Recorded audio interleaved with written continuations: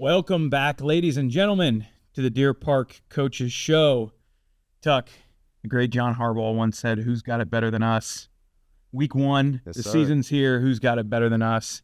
He's Tucker Berger, second-year head coach of the Deer Park Wildcats. I'm Jake Snyder. This is episode 1 of the season 2025 Deer Park Coaches Show. We are in our new studio again today on the campus of Deer Park High School now. Super excited to be in this new studio. This is a shell of what it's going to look like in the coming weeks, Tuck. We're making this thing a first-class podcast studio. We use it for all kinds of things, but this is our first episode of any kind in the new studio. It's going to be awesome to showcase week over week. We're excited. So week one, Tuck, how are we feeling? New year, clean slate. What's going on in your mind right now? Really, I just really want to get through the week. I think, the kids are excited, but I think as coaches, we just really want to get to that first game. I mean, we've had 2 scrimmages against 2 pretty good teams in CCD and Clark. There's nothing like the real thing, man.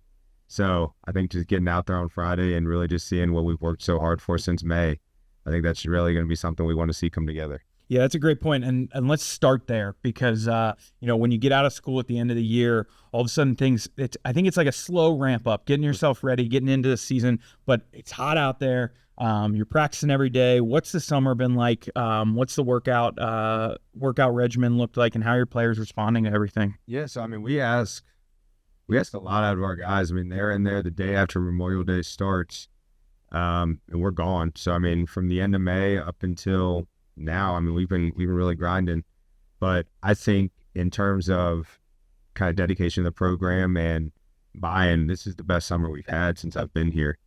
I remember the past, we had 15 kids show up, 23 was like a good number for us, but now we're pushing 27, 28 kids being there every day. And, last year we had 2 guys that were there every single day. This year we had 3. Morgan Brown, Titus Sayers, and DeJuan Hedges, all 3 of those guys showed up every single day over the summer. So I think we're starting to see it turn a little bit, and I think some of those guys are starting to buy in.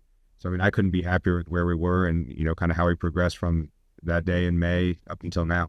Yeah, and a roster size this year that we haven't seen in quite some years. So excited to have a few guys on the bench, a few guys to replace. About 40, so that's awesome. It's nice. All right, so looking towards this season, obviously it's week 1.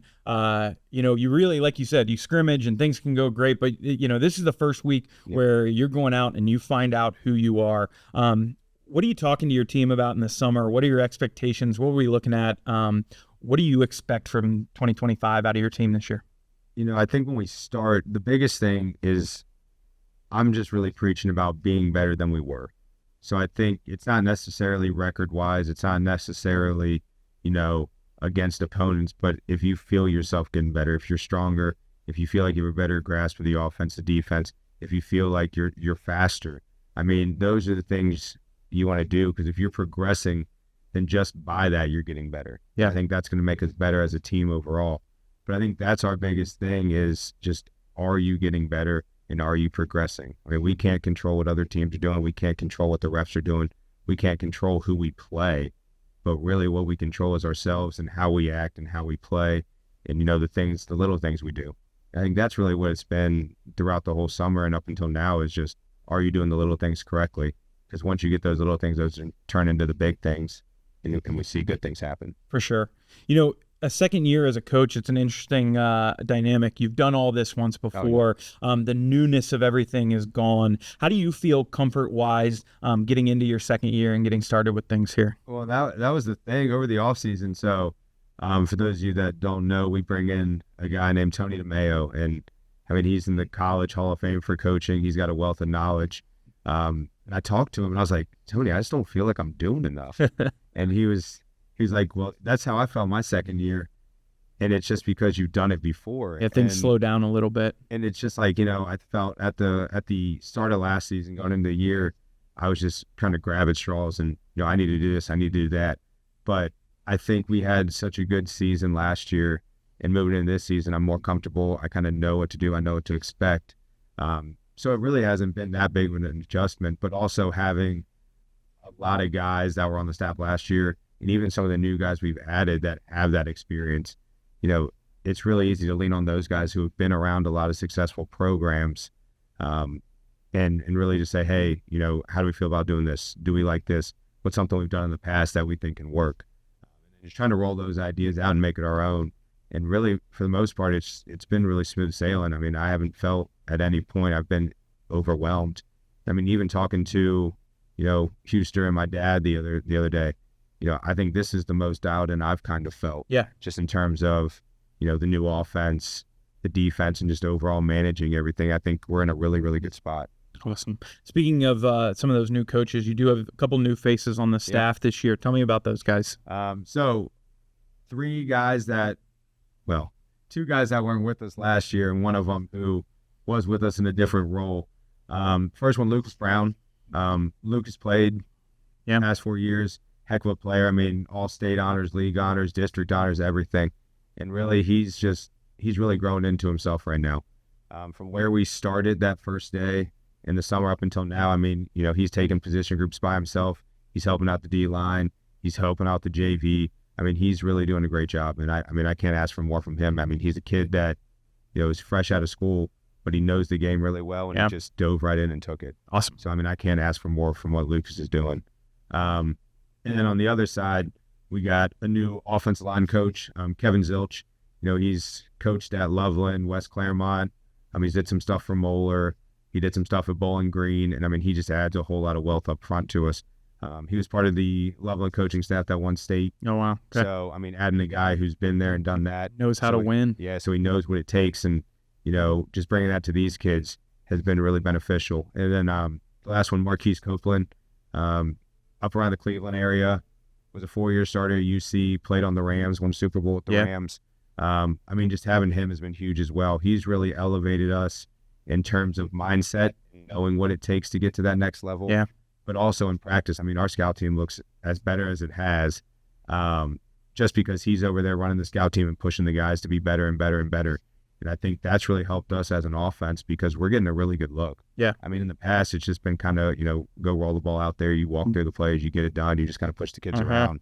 But it really hasn't been like that. I mean, there's been some days where head scout team defense has whooped our butt. And I mean, we really haven't had a chance to kind of lock in and see that over the summer before. But I think those three guys are really adding to the culture that I'm trying to bring, but also really adding to the development of these kids kind of mentally and physically. Yeah, the idea of bringing in winners is always a interesting piece to me because, I mean, these are guys who have seen it at the highest level, whether it's the high school highest level or literally the NFL. I mean, this guy's squared off against some of the best offensive linemen in the world. He's been in the locker room with some of the best players in the world. That's a cool dynamic to have, a cool experience for the kids for sure, but also for your coaching staff. That brings just a legitimacy of who these guys are that makes it awesome to have. That's what I've told the kids. I mean, I've got guys who've won at every single level. I mean, I've had guys who've won and coached high school state championships, won bowl games, won Super Bowls, won national championships. I mean, I won a Little League championship, so I throw that in there every now and then. That counts too. But I think just having that experience and I mean, it's one thing for the kids to hear me talk about it every single day, but when you get someone else up in front of them that's sat there and talked to them about, how it actually is and they have something to back it up, I mean, it's different. Like, I mean, over the summer, we brought in the Prater brothers. Yeah. So, I mean, they've played at Ohio State, UC, won state titles at Wyoming. And, I mean, those kids kind of buy into what they're saying because they've seen them. They've heard Evan win Mr. Ohio. They've seen Garrett and what he's talking about, Joe Burrow at Ohio State or playing with Chris Olave and those guys. I mean, it's different because, those are names that they know. So, I mean, it just clicks with them a little bit more. Yeah, for sure. You got some new players as well this year. I think there's some guys that are going to come out and contribute right away for you. Tell me about some of those new guys you got. Well, I mean, I think the first person I got to thank is Coach Hall because he's sharing some of those basketball guys with me.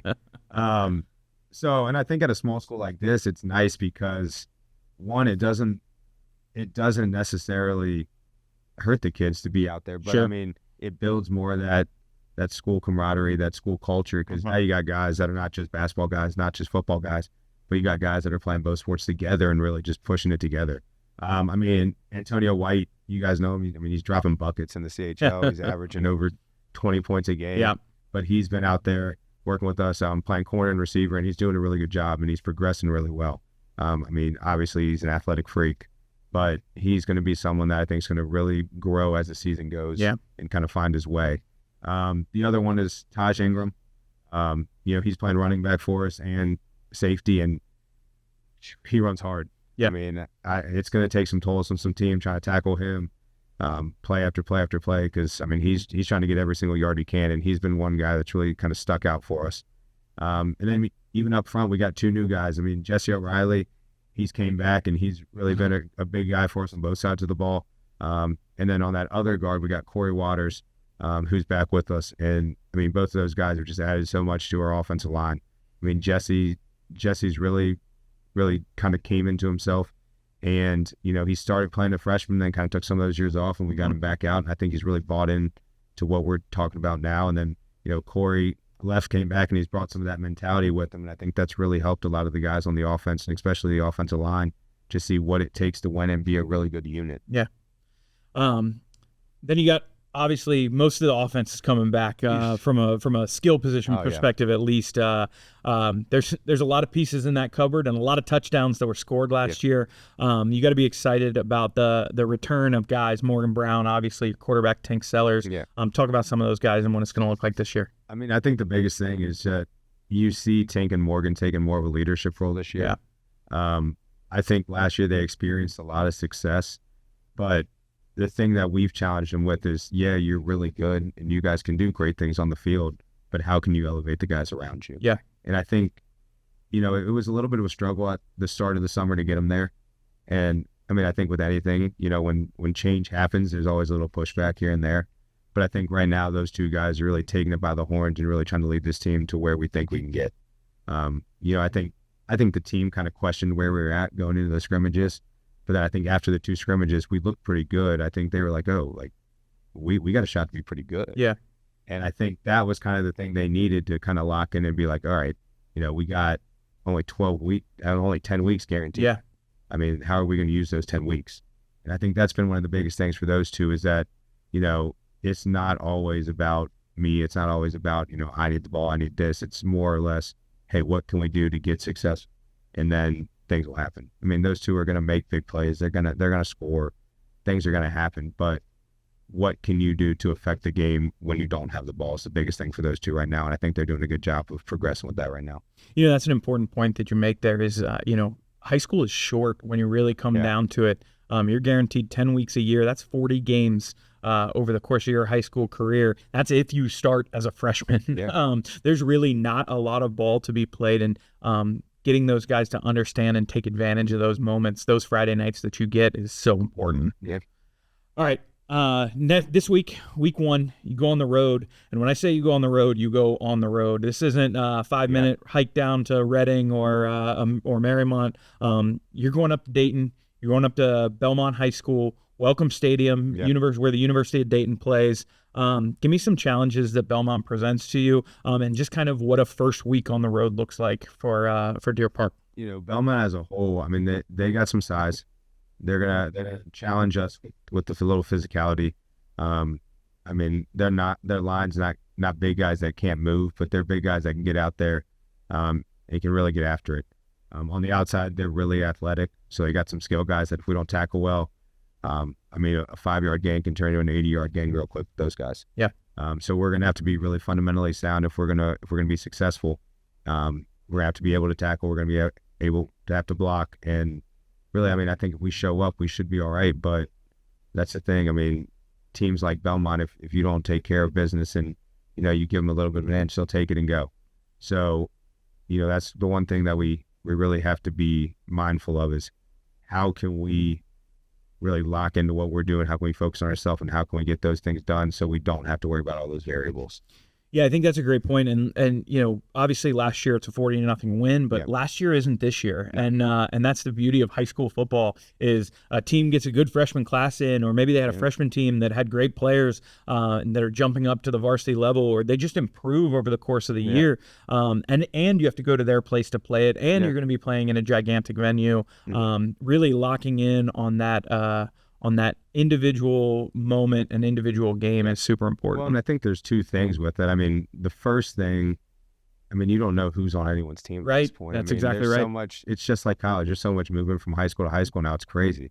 So, we could go up there and they could have 5 different guys on their roster than they had last year who we haven't even seen. It changed the complete dynamic of everything, right? And then, the other thing is, this isn't just, and you touched on it, it's not a normal trip for us. I mean, it's not like we're just going 15 minutes over to Wyoming or 5 minutes down to Reading. We're going, it's pretty much a playoff game travel for us. We're leaving Cincinnati. We're going up to Dayton. We have refs we've probably never seen before. We're in a stadium that's bigger than probably one that any of these guys have ever played in before. So, that's one thing that we just have to know going in is, how can we keep everything the same? How can we keep these kids kind of mentally locked in? But then I think the other thing is touching on some of that stuff and trying to hype it up like that just to get their mind in the right place. Like, hey, this is a big game. We're playing in this big stadium. We're playing pretty much a playoff game week 1. Yeah. Like, how are you guys going to respond? How are you going to start the season off? And I think if we can touch into that and those guys buy in, I'm really excited for what we can do on Friday.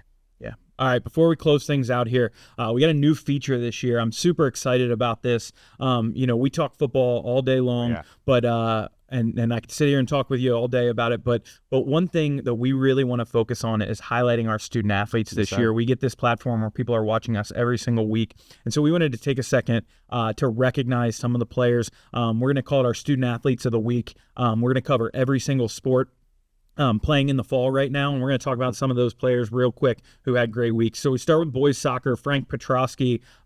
Boys soccer comes out with an opening draw in their first game, 3-3. Frank scored 1 goal and added an assist in the opening game, so he's our boys soccer player of the week. Now, a couple of these teams either haven't played yet or are in the early stages, so we're talking about character in this first week a little bit more. But Luke Sayers on the cross country team, he's actually the only senior on the cross country team this year, so he's their nominee for this week. Coach called him a consistent leader on and off the course, so happy to recognize senior Luke Sayers there for the cross country team as well. On the girls soccer team, Rachel Walker scores 2 goals to lead the girls soccer team to their opening win. She's a 3-year captain and a senior on that team. With 4 minutes to go. That's exactly what happened. That's correct. A game winner with 4 minutes to give them a win in their opening game. Love to see that from the girls soccer team. Awesome start for them. On the cheerleading squad, Isla Murphy is who we're recognizing this week. Coach there said brings dedication, positivity, and encouragement to her teammates every single day. Excited to watch the cheerleaders get into the year this year. Obviously, a big part of the football team on Friday nights as well. They got a first-year coach too, so I've talked to Coach Nolan a little bit here and there, so I think we're really excited. That whole staff's kind of buying into what we're doing for sure. It's going to be fun. Big expectations for the volleyball team this year. All those returners back. So many pieces on that team that are super talented. Had a tough loss last night. Down 2-0 to Marymount. Storm all the way back, bring it back, and but that team is going to be something special this year. We're recognizing Callan Morgan from the volleyball team for this year. She's known for her effort, coachability, and limitless potential this season. Is what Coach Beach said about her. And then lastly, Michael Goebel is our football student athlete of the week. Tuck, why don't you talk about him for a minute? Mike's been a guy who's been really dedicated to the program in the past 2 years. He's one of our senior captains right now. And he just shows up every day and works. He pushes his teammates. He's great in the classroom. And Mike's just one of those guys you want on your team because whatever you need him to do, he's going to get it done. He's the definition of a leader for what you need. And I can't thank Mike enough for what he does for us. Awesome. Well, that's going to wrap up our student athletes of the week. We're going to do that every single week for the rest of the season this year. Awesome addition to this year, and excited to bring those to you each and every week. All right, Tuck, let's close the book on week 1 here. Final thoughts, tough road game this week. Talk to me about, I did this last year, and I think it's good. Friday night, 6:45, right before you walk out of that locker room, a Welcome Stadium. What's going to be the final message to those guys? I mean, it's just going to be, how do you want to start the season off? I mean, I felt last year, we had some tough breaks, and we had some games that could have went other ways. I mean, really, we were about 2 minutes away from being 7-3. And I think that's the biggest message is, how can you impact the game? How can you change the game so that we walk out of here victorious? I mean, everyone plays a role, guys on the sideline, guys on the field, even the guys that aren't dressing, they all play a role in some aspect of the game. So how are you going to affect the outcome of this game? And I think, really it's just, if you take care of your job, you worry about yourself, and you worry about getting done what you have to get done, we're going to be all right. And I think, I trust these guys enough. I trust my coaches enough that we're going to be in the right positions. We're going to be in the right places. And, if we leave Dayton with a win, and we took care of business, we did it. But if we go out there and we did everything we can, and it doesn't fall our way, then it doesn't. But, I'm excited. I can't wait. I know the boys are all juiced up to go, and it's been a really good week of practice. So, Friday can't get here soon enough. Absolutely. Only thing that matters for Tucker is week 1, so earmuffs on the rest of this. But next week, we've got Schroeder at home, open the season, 7 p.m. game for that. That's the 29th. Super excited to get our home crowd out there, the place rocking. We'll talk more about that next week, but I just want to remind everybody that's Hall of Fame night, alumni night. Super excited for that one. Might be a little bit of a surprise for that one too. Oh, Tuck's got a surprise. We'll hold on to that one until next week for now. But as a reminder, we're going to be back with you every Thursday night to get you ready for Deer Park Wildcat football. You can watch us on YouTube. You can listen to us on Apple Podcasts, Spotify, iHeartRadio, wherever you listen or watch video. We want you to come and join us every Thursday night at 6 p.m. We'll be back here, win, lose, or draw, every week to break down last week's game and get you ready for Friday night. Yes, that's going to do it for this week's inaugural episode of the Deer Park Coaches Show 2025 season. We're excited to have you. We're excited to be with you all year long. For Tucker Berger, head coach of the Deer Park Wildcat football team, I'm Jake Snyder, and we will see you all on Friday night.